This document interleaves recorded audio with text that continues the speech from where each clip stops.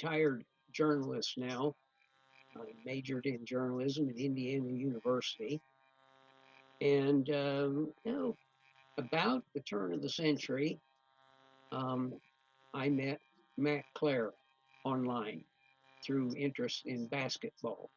And we've known each other since. Um, we first met at a business convention in Las Vegas. Uh, we shared time together in San Antonio some years back. We stayed close. I consider him a very good friend of mine. But I'm here today to talk to him about a difficult journey he has taken over the last, 6 or 7 years. He knows those numbers better than I do. Um, Mac was a high school basketball player, probably one of the most knowledgeable people about basketball I've ever known. I know he's also a very kind and caring person who would and has literally given the shirt off his back when he thought it would help somebody. And I have a lot of respect for him.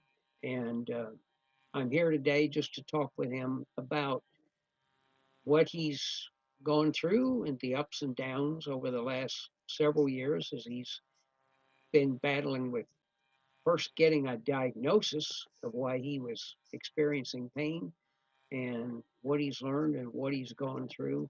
And I'll probably share some of my thoughts about what I've seen through that process. So here's Matt Clare.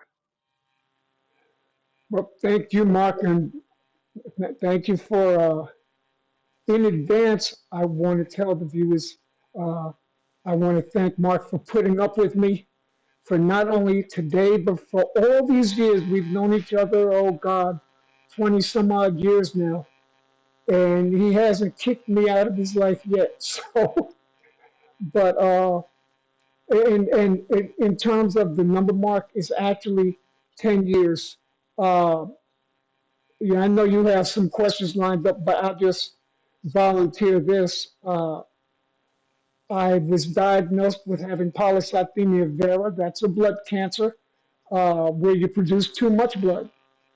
Uh, and that was back in August of 2015. And then last year in March, my polycythemia vera had progressed to something called myelofibrosis, which actually is the worst of the two. If you have PV, you don't want it to progress. There's no cure for it, but the idea is to try and control it and prevent it from progressing. But in my case, it progressed to myelofibrosis, and again, diagnosed in March. And then the fun began. So, yeah, but I know you got some questions, so I don't want to take your thunder away. Well, I do have some questions. I think in many cases I have a good idea of the answer, but this is your journey and it's unique to you, but it's probably relatable to many other people who have had to face knowledge that they were not healthy, they were in trouble, and even their own mortality. And I know you've given a lot of thought um, to what this could mean to other people, and I think I'm correct that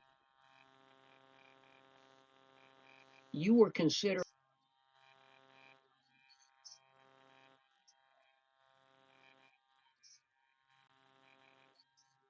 somebody else.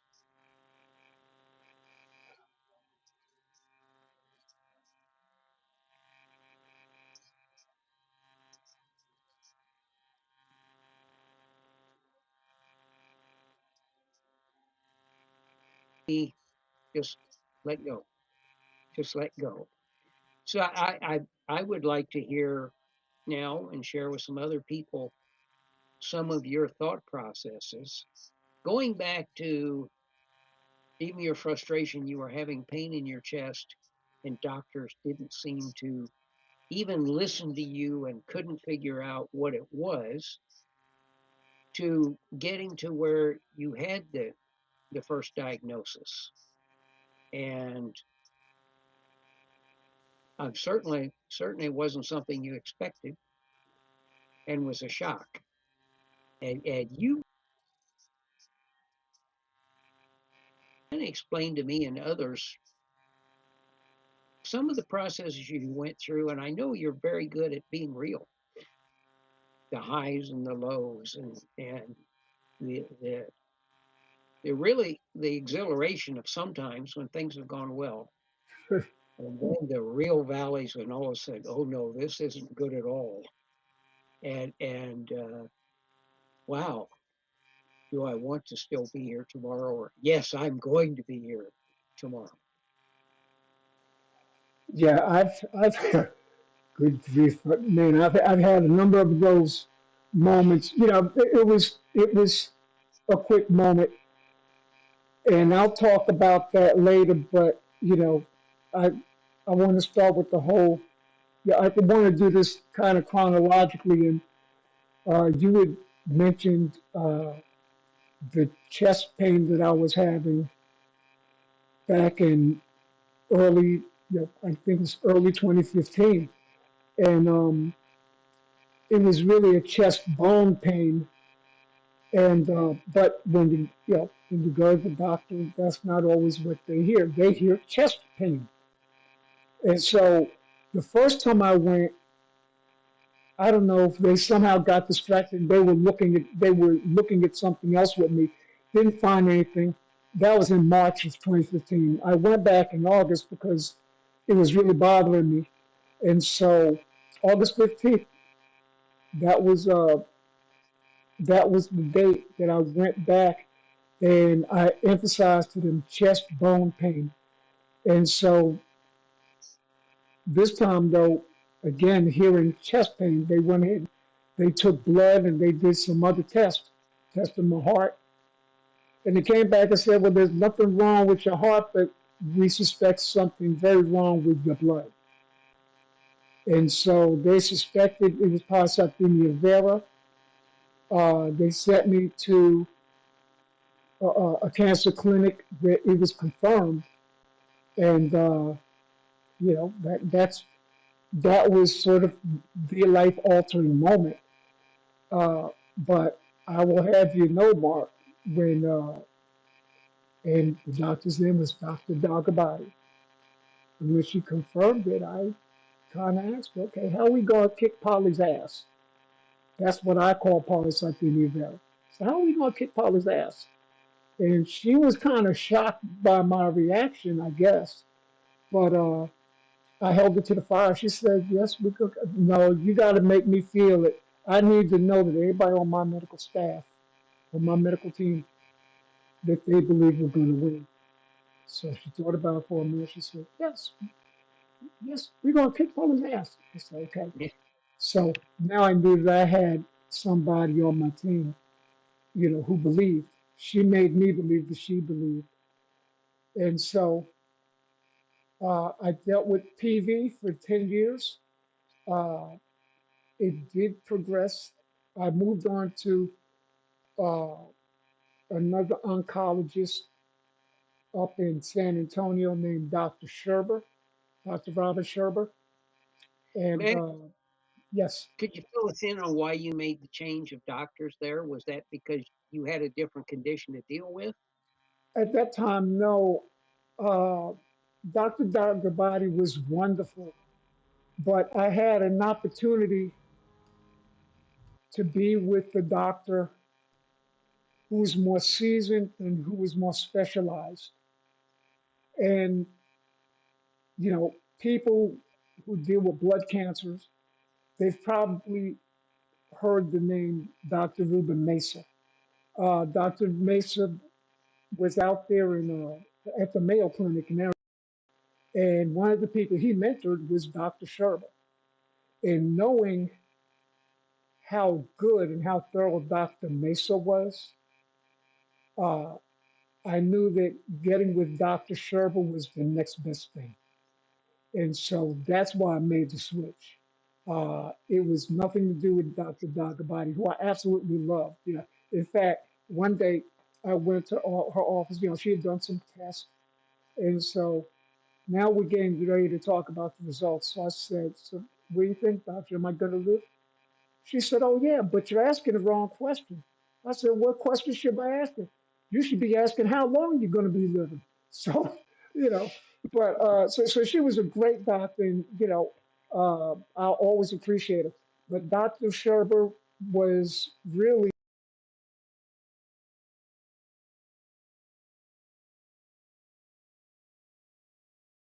a number of things. There were different medications. I don't want to bore you with the names, and I don't want people to scramble to go looking. But, you know, one one medication. If it didn't work, we moved on to the next one, and we were trying to find what worked. But in the meantime, from August 2015 until I was diagnosed in March of 2025, uh, you know, PV was progressing, you know, and so I ended up with myelofibrosis. And Dr. Sherber at this point said, "We need to get you to an even better specialist, someone more seasoned, somebody even more specialized." And so that's how I was introduced to my current doctor, Dr. Zogi. He's a bone marrow transplant specialist. And, he's, I won't say he's an in your face kind of guy, but he pulls no punches. He tells you like it is, just what you need to know. And so we set up a plan, you know, and so the plan eventually became that I would go in for a bone marrow transplant back in November of last year, and uh, it was delayed. That we'll get to that in a moment. It was delayed for a little bit, but finally, back on November 21st, I was admitted into Methodist Hospital up in San Antonio, and on the 27th, that's when they actually did the bone marrow transplant. Uh, Sadly enough, it failed. Uh, I might have been partially at fault for that because when you go through the transplant, first they do chemo and radiation and all that, and you are absolutely zapped of your your energy. I mean, numerous symptoms. And, folks, those of you listening, please understand the symptoms are different for everyone. All right. Uh, it could range from vomiting to feeling weak, just nausea without the vomiting, headaches, any number of different things. Uh, Thankfully, I didn't deal with too much, but one of the things it does is it leaves this nasty, filmy taste in your mouth, and it's a little bit on the thick side. So you don't necessarily want to eat. Uh, you know, for me, eating was a challenge. And look at me, I'm thin as it is, and I lost a lot of weight when I was in the hospital. But uh, eating was a big challenge. Taking those meds was a challenge because I didn't want to take my meds, and you gotta take the meds in order to survive. And it was tough. It was really tough. But usually when you're in there for the transplant, they keep you in the hospital for about a month, and then they release you. But there's more because in my case, I lived in a place called New Braunfels, Texas, which is roughly an hour or so from San Antonio, from the hospital. And when you have this sort of procedure, the doctor wants to see you every other day, and in some cases, maybe every day. So now I had to worry about where I was going to live once I was released. Uh, and I ended up getting an Airbnb and it was paid for through a grant. So I didn't have to worry about coming out of pocket. Uh, and oh yeah, by the way, for all the stuff that was going on, remember I said they keep you for a month usually? I was out of there in 2 weeks. And that was a win. That was definitely a win. But man, it was also tough because that meant 2 more weeks that I have to go back and forth. So it wasn't fun, uh, and it was a challenge. And it took me. Let's see, I was there. I was there in the beginning of December. Let's say I don't remember the exact date. I was there until April, I think. I want to say late March, early April. And so things progressed, things improved. But I was meanwhile going back and forth. I had a couple of stays in the hospital. Uh, February 13th uh, of this year, I had a terrible fall in the Airbnb. And I suffered from something called subdural hematoma, which means brain bleed. You're bleeding in the brain. And so that was, they rushed me to the hospital that night. That was just another challenge. And I injured my shoulders and my arms, my hands and finger, everything. And so I couldn't get out until I could prove to them that I could at least somewhat function. And so that was a long stay. Another time I went back because I was a little concerned about my leg. My leg was bothering me. And Dr. Zogi didn't want to take any chances. He admitted me to the hospital for that. So I was there for another couple of days. Uh, so, and then there was another time, and this was the big one because uh, at this point, I still wasn't eating that well. And this is going back in March, I think. Uh, yeah, I was eating better, but, the numbers were not suggesting that I was putting on weight. The numbers weren't suggesting that, the numbers were going in the right direction. By numbers, I mean, you know, when you have this procedure, it zaps you of all your cells, your blood cells. And so now you want the blood cells to come back. And in my case, remember, I had a donor. I want my donor cells to dominate, but it didn't. Mine did, but I'll get back to that in a moment. But in any event, things weren't trending the way in which it needed to. And so we set me back in the hospital. And so it was tough. It was real tough. But through it all, I knew that I'd be okay. Uh, you know, you gotta have some kind of dependability on faith. And I urge you all, whatever higher being that you subscribe to, you want to latch onto it for something like this. And so at some point, yes, sure, Um, we've had conversations, and you talked about your faith and your belief. I'm going to beat this. But you also shared with me that there were times that you had your doubts. yeah, You were tired, and you expressed to me go your ahead, tell expect. it. Other people would have the same moments, and times of doubt, times feeling like giving up, and that was something you considered a lot. It did affect your decisions and so on.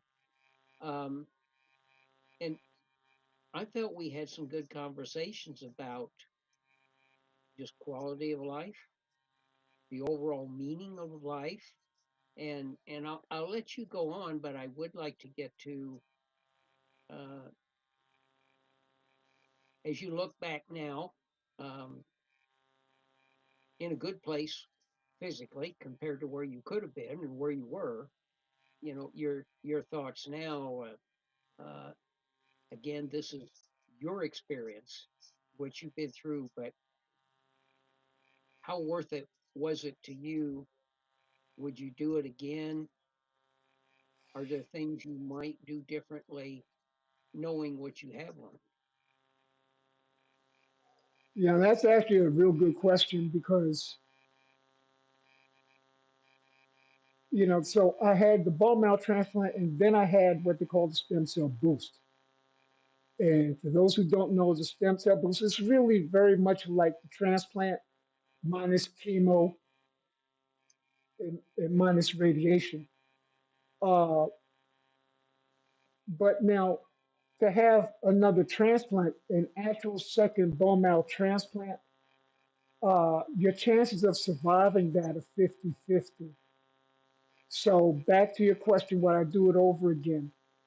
If they ever told me that my best chance of getting through this was uh, to attempt a second bone marrow transplant,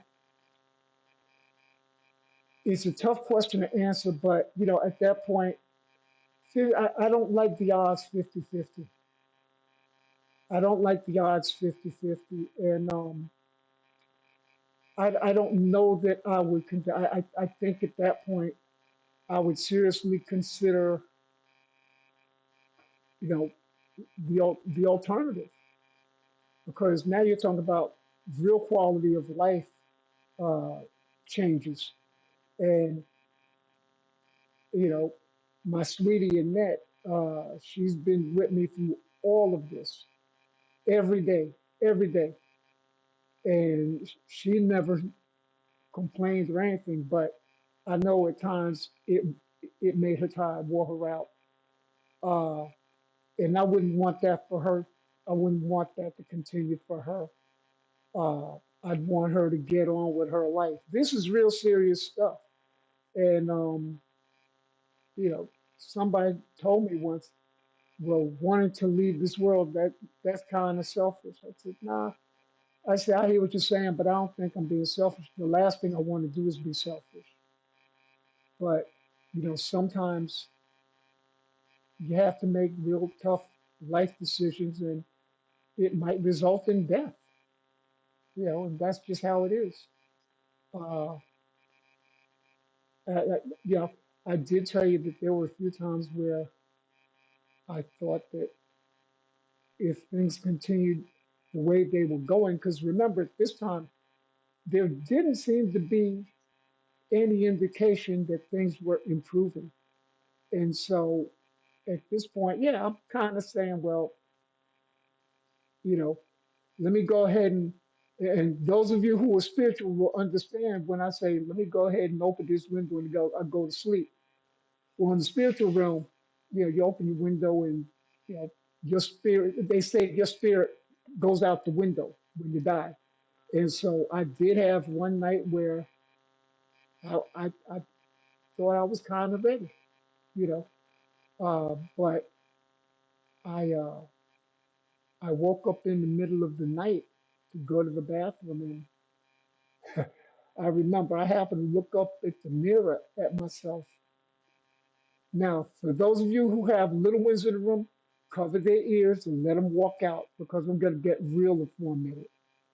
So I looked in the mirror and I said, "You forgot who the fuck you are. You really forgot who the fuck you are. You don't lie down. You don't give up." And at that time, that might have been my dad talking. My dad's been gone for 20 years or so, 21 years. But he's always been my North Star. And he always knew when I needed that kick in the butt. But whether it was him or whether it was just me, myself, I was like, okay, I got to go get him. And so I went back to bed, woke up the next morning, and it was okay. I was all right after that, you know. Uh, But there was one other time where uh, I had those thoughts that maybe this is it, you know, and that was the night of my fall, and my girlfriend, she held my big head in her hand, and I had a broken nose too, so I'm bleeding. And she's trying to call 911. I'm like, baby, I don't know if I'm gonna make it through this. I don't think I'm gonna come out of this. Don't you say that? And I'll never forget when she told me that. That kind of straightened me up a little too. But yeah, so it's been rough. It's been real rough.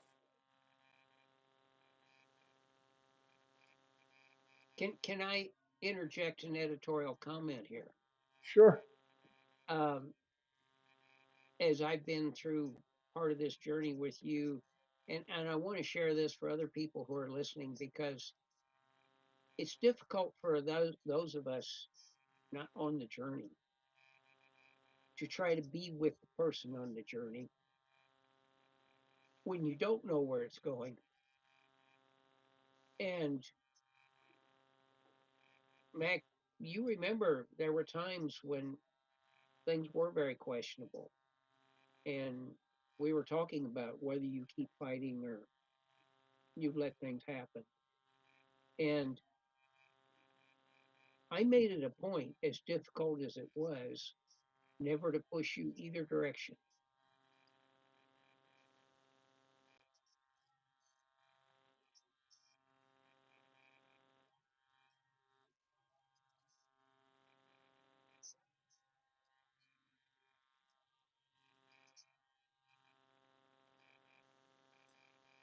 But I did not want to, and again, I'm editorializing here, I did not want to put pressure on you to make the decision that wasn't right for you.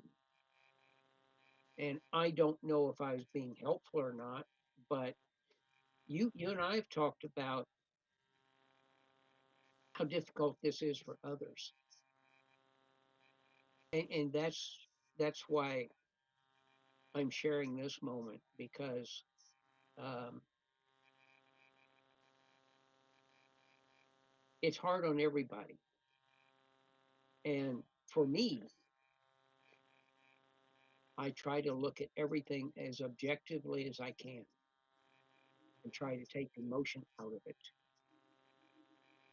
um, without letting compassion go and understanding and putting myself in the place of somebody in this case like you. And I've told you I wouldn't have made the same decisions, but that was for me.